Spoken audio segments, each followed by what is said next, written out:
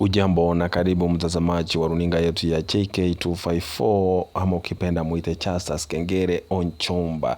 Habari za hivi sasa ni kwamba msichana ambaye ni mhusika mkuu ambaye inasemekana alimuua Eli Kimaigo kutoka pande za Keumbu ametiwa mbaroni.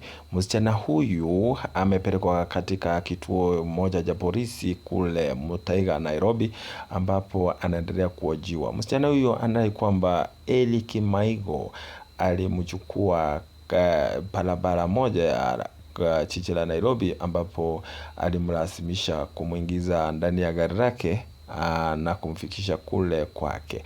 Msichana huyu anasema kwamba Eli Kimaigo alijaribu kumpaka ama alijaribu kumlepo, ambapo msichana alijitetea vikali na hakuwa na uwezo kwa sababu yeye ni msichana. Alikimbia kule jikoni na kupata kisu ili kumtishia Eli Kimaigo asimupake tena, kwa sababu yeye anasema yeye ni msichana mdogo, haikuwa vyema kulepiwa. Hapo anasema alimuua Eli Kimaigo kwa kutopenda, ila tu kwa kujidefend kama self defense. Kama uja subscribe, consider subscribing.